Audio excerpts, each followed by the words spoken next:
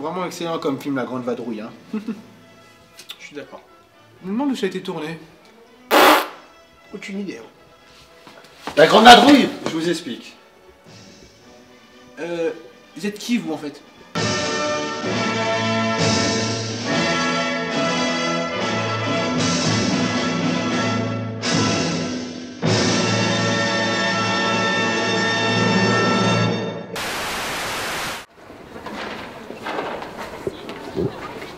Qu'est-ce qu'on fait là? Bah, présente les lieux, hein. Allez, Jonathan. Bon, d'accord. Eh bien, je t'explique. Oui, explique-lui. Bref. Alors, Beaune et ses hospices ont bien évidemment tiré leur célébrité grâce au film. Surtout les hospices de Beaune, qui à l'époque, en 1966, n'étaient plus en activité en tant qu'hôpital depuis 1955, je dirais. Donc l'équipe a pu bénéficier des lieux dans un état assez exceptionnel, on va pas se mentir. Ok, donc il devient quoi le bail ensuite? Tu permets 2 minutes? J'ai pas fini d'expliquer. Aujourd'hui, l'hospice sert principalement de musée de l'histoire de la médecine et aussi d'exposition temporaire. Après qu'en 1984, l'activité hospitalière administrative fut arrêtée. D'ailleurs, souci du détail, les costumiers du film bénéficièrent d'authentiques tenues de sœurs d'époque, portées d'ailleurs par tous les figurants. Plutôt cool, non? Ah, ok, d'accord. Ok. Bah, tu sais, pour compléter ta petite anecdote, d'ailleurs, tu sais la fameuse scène où t'as Louis de Funès et Bourvil là, qui jettent des citrouilles sur les Allemands lors de la course poursuite. Ouais. Et ben les citrouilles, vu que c'était pas du tout l'époque, ils ont commandé à Fauchon. Mais cher la citrouille quand même, hein. Ouais, c'est un sacré budget citrouille. Ouais.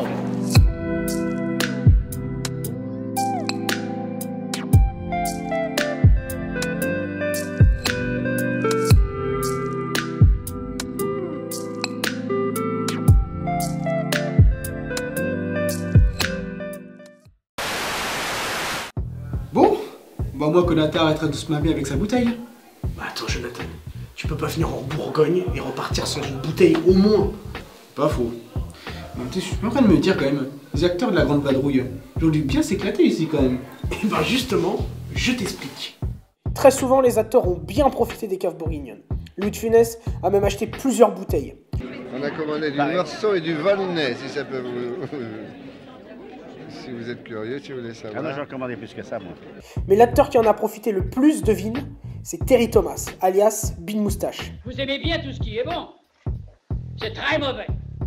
Il a été vu à plusieurs reprises en train de sortir des caves complètement bourrées et des poches bien remplies de bouteilles, hein, crois-moi. Et ben Terry Thomas, en plus, pour la petite anecdote, il a d'ailleurs eu la chance d'avoir été escorté par la gendarmerie jusqu'à son hôtel plusieurs fois. Il faudra quand même me surveiller ce foie. Ah, pas mal du tout. Pas mal. Mais par contre, on parle de Konata là. Il faut prendre 2 bouteilles en plus. 2 bouteilles? Tu rigoles ou quoi? Au moins 5. Tu sais bien qu'elle est terrifiante à niveau. Terrifiante de ouf.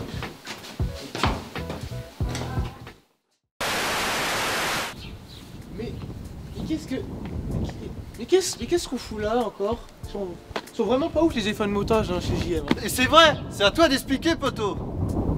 Il a pas totalement tort, même si on sait pas ce qu'il fout là. Donc, selon mes connaissances sans limite, il semblerait... Un truc dans la gorge. Ouais, bref. En gros, c'est la mairie qui a été utilisée pour la scène de la commandanture. D'ailleurs, sache que pour les 50 ans du film, une reconstitution du tournage et des festivités furent organisées dans la ville. Pas mal, non? D'ailleurs, l'anglais qui a été libéré dans la scène là, ouais, c'est le que tu vois, c'est Mike Marshall. C'est le fils de la compagne du réalisateur. Petit piston des familles qui va bien, tu vois. Et c'est la vérité vraie. Mais bordel, t'as pas un épisode de rencontre avec une voix terminé, toi?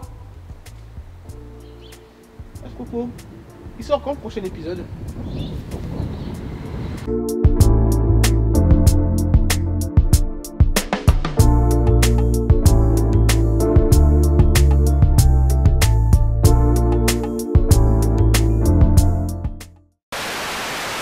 Mais casse-toi en fait! Ok, mais c'est à toi l'anecdote. Ouais, donc, bah, c'est ici la fameuse scène où tu peux revoir Bourvil et De Funès arriver par là pour venir sur le fameux hôtel du Globe. Ah, sympa. Donc en gros, c'est la fameuse scène des scènes musicales, non? Exactement. Mais malheureusement, l'hôtel du Globe où a été tournée la scène n'existe plus. Mis à part la scène des hospices de Beaune, de la grande salle et du hall de l'opéra, qui a d'ailleurs été autorisé par le ministre de la Culture en personne à cette époque, qui était André Malraux. Bon, pour revenir sur la scène qui nous intéresse, elle a été tournée dans les studios de Boulogne-Billancourt, comme la majorité des scènes, et a été même improvisée. Regarde bien la scène, tu vois à ce moment qu'ils sont surpris, et puis regarde un peu après, Bourvil est mort de rire.